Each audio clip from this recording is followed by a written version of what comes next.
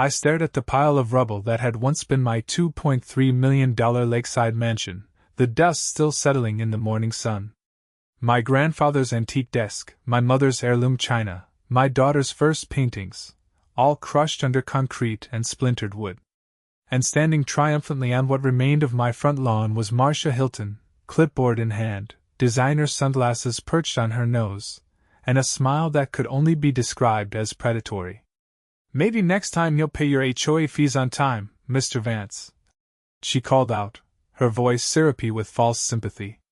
I took a deep breath. This was going to be interesting. Let me back up a bit. My name is Victor Calloway, and until 6 hours ago, I owned the nicest house in Lakeside Pines. I'm a retired Army veteran who made a fortune in real estate development after my service. Not that Marsha Hilton, self-appointed president of our homeowners association, knew any of this. She just saw a quiet middle-aged man who kept to himself, and, in her eyes, represented an easy target. It all started 3 months ago when I purchased not just my lakeside mansion but the entire Lakeside Pines development, all 42 homes and the surrounding 200 acres. It was a business decision, made quietly through my company, Calloway Holdings LLC. The paperwork was still being processed, and I hadn't made any announcements. I'd been planning to make some improvements to the community, maybe add a proper boat dock for everyone to use, upgrade the park. But Marsha had other ideas. She'd been HOA president for 7 years, ruling with an iron fist and treating the community dues as her personal slush fund. New Lexus? Community security expense. Backyard hot tub? Water feature for common area planning. Weekly spa days? Administrative costs. I discovered all of this during my due diligence before purchasing the development. The previous owner had been an investment firm that couldn't care less about local management, as long as property values stayed high. Marsha had free rein, and boy, did she take advantage. When I moved in 3 months ago, I deliberately didn't pay the HOA fees. I knew I legally didn't have to. I owned the whole development, including the HOA itself, which technically made the fees circular. But I wanted to see what would happen. Call it professional curiosity. First came the notices, then the threats, then the liens. I ignored them all. Yesterday, I received a final warning that action would be taken if I didn't pay the $1,500 in fees plus $3,000 in late penalties. I tossed it in my recycling bin and went to bed. I never expected she would actually demolish my house. The HOA bylaws, Section 14, Paragraph 3, clearly state that the association has the right to take corrective action for properties not in compliance. Marsha was now lecturing me, her blonde bob swinging as she gestured to the ruins of my home. Behind her stood 3 men from Quick Demolition Services, looking increasingly uncomfortable as they realized what they'd done. "You never responded to any notices," Marsha continued, "and as president, I have to enforce the rules. It's nothing personal." But it was personal. I'd learned she'd been telling neighbors I was lowering property values with my uncooperative attitude. She'd called me an unwelcome element at the last HOA meeting I hadn't attended. "Marsha," I said quietly, "do you have authorization from the property owner to do this?" She rolled her eyes. "You are the property owner, Mr. Calloway. And you've forfeited your rights by failing to comply with community standards." I shook my head. "Not my property.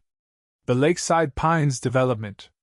Did you get authorization from the owner of the development to demolish this house?" That stopped her. "The development is owned by Summit Investments. They've given the HOA full authority to. Summit sold the property 3 months ago." I interrupted. "To Calloway Holdings LLC?" I pulled out my phone and opened my email. "Would you like to see the deed?" The color drained from her face. That's not possible.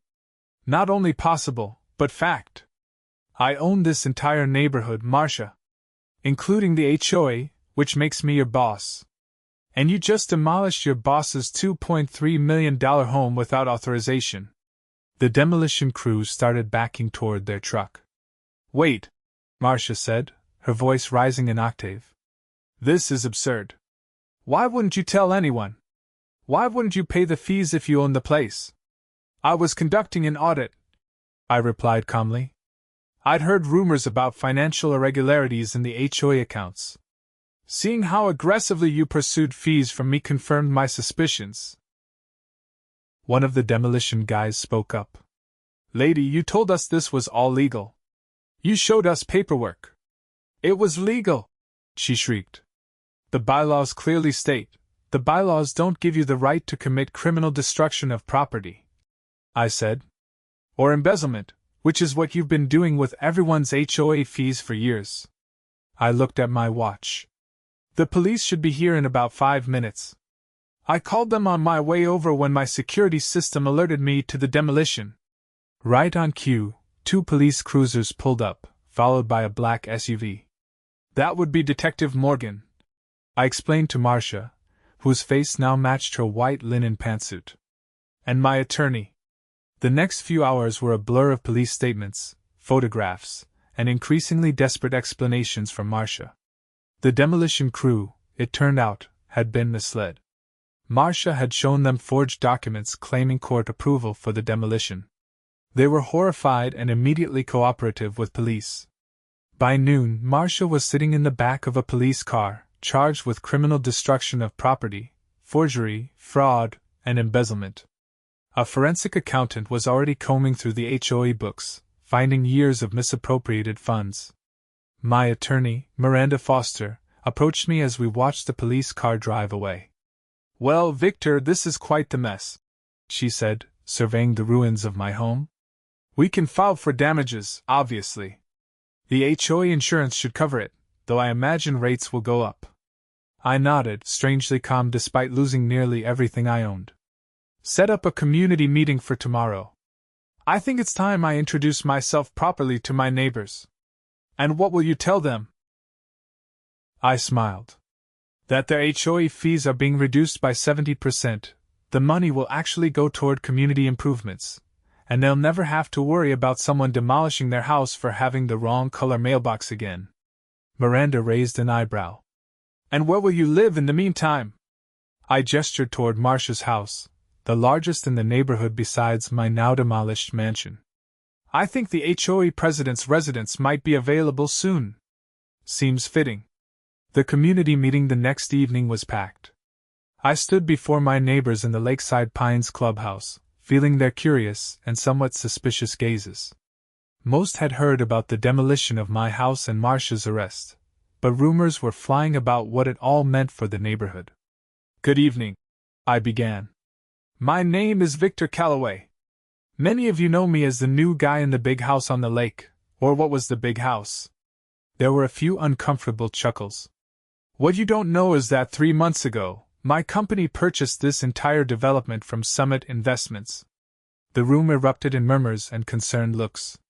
Please, I held up my hand. This isn't bad news. I bought Lakeside Pines because I fell in love with this community and saw its potential. I was planning to make improvements, not changes. Unfortunately, before I could announce my plans, I discovered some troubling things about how our HOA has been managed. I spent the next 20 minutes outlining what the forensic accountant had found: years of misused funds, inflated fees, unnecessary penalties, and selective enforcement of rules based on whether Marsha liked you or not. The good news, I continued, is that with proper management, your HOA fees can be reduced significantly while still maintaining our community standards and making improvements. The bad news is that we're going to need a new HOA board. A hand shot up from the middle of the room. It belonged to Megan Finley, a kindergarten teacher who lived 3 doors down from me. Mr. Calloway, she asked, are you saying you're taking over the HOA? Not personally, no.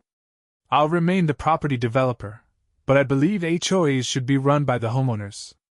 I'm proposing an election for a new board next month.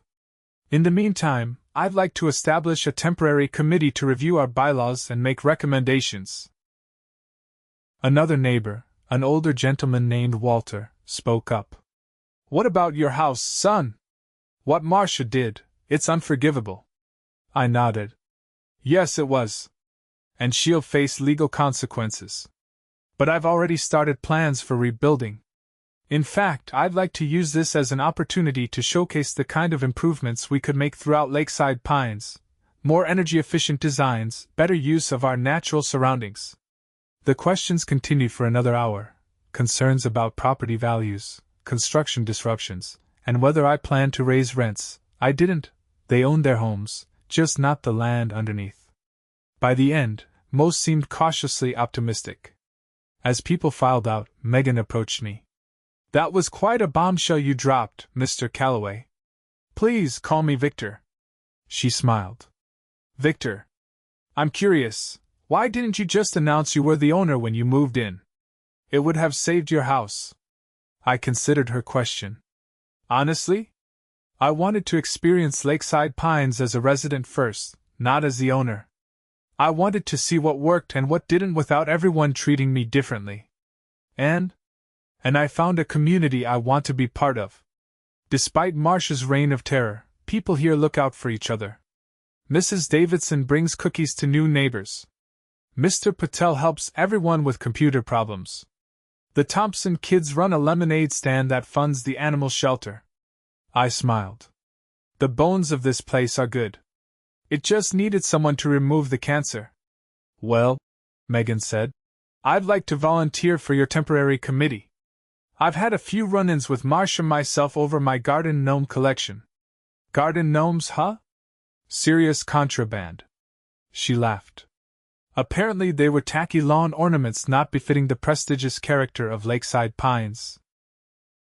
I look forward to seeing this notorious collection, I said. And I gladly accept your volunteer offer. The reconstruction of my home began 2 weeks later, after the forensic teams had finished documenting everything. The demolition company's insurance was covering most costs, with Marsha's personal assets frozen pending her trial. What surprised me most was how the community rallied. Neighbors offered spare bedrooms, brought meals, and even organized a salvage team to help recover anything that could be saved from the rubble. Walter, who turned out to be a retired librarian with an extensive rare book collection, nearly wept when we recovered a first-edition Hemingway from my study, somehow protected by falling in just the right spot.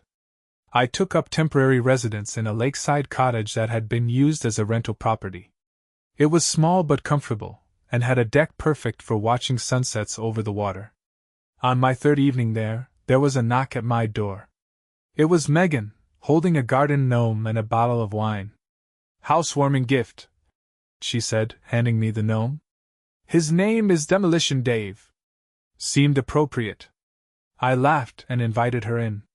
We spent the evening talking about Lakeside Pines, her 5 years living there, my plans for improvements, and the color the clubhouse should actually be. Not beige. Anything but beige, she insisted. Over the next few months, Lakeside Pines transformed. We elected a new HOA board. Megan was vice president, Walter took the treasury position, rewrote the bylaws to be more fair and less intrusive, and began community improvement projects that people actually wanted: a playground upgrade, a proper dock on the lake, walking trails through the wooded areas. My new home took shape as well, similar to the original but with improvements, and an even better view of the lake. I made sure it was built to the same standards I was proposing for community-wide upgrades: energy efficient, harmonious with the natural surroundings, built to last. Marsha, meanwhile, pleaded guilty to reduce charges in exchange for restitution. She would serve 2 years in prison followed by probation, and her house was sold to cover what she'd stolen from the HOA over the years. The judge also barred her from serving on any HOA board in the future, perhaps the most fitting punishment of all. 6 months after the demolition, we held a community barbecue to celebrate the completion of the new dock and boat launch. As the sun set over the lake, I found myself standing next to Megan, watching the Thompson kids cannonball off the new diving platform. "You've done good things here, Victor," she said. "People aren't afraid to check their mail anymore, worried they'll find an HOA violation." "We've done good things," I corrected her. "The committee, the board, everyone who volunteered." She nudged my shoulder with hers. True. But it took someone willing to let their house get demolished to make it happen. I laughed. Not exactly part of my business plan, I assure you. Speaking of which, she said, suddenly serious, there's been talk. People wondering if this was all just phase one, if you'll start building condos or a resort once you've gained everyone's trust. I turned to face her. Is that what you think? She studied my face. No. But I thought you should know what some are worried about. I nodded, then gestured for her to follow me. We walked to the end of the dock, away from the crowd. The evening air was cool, and the first stars were appearing. Can I tell you something, Megan? I asked.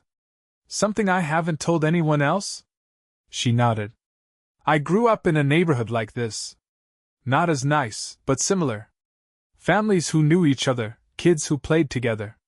Then a developer bought it, promised improvements, and instead tore everything down for condos. My parents lost their home, the equity they built. We ended up moving 4 times in 3 years. I looked out over the water. I swore that if I ever made it in real estate, I'd do it differently. I'd show that development doesn't have to destroy communities, it can strengthen them. So this is personal for you, she said softly.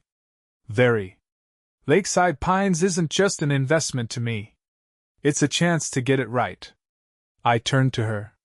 Which is why I've been working on something I'd like your opinion on.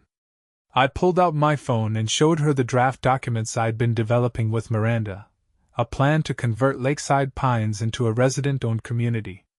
Each homeowner would have the option to purchase the land under their home at a discounted rate, or continue paying a reasonable land lease.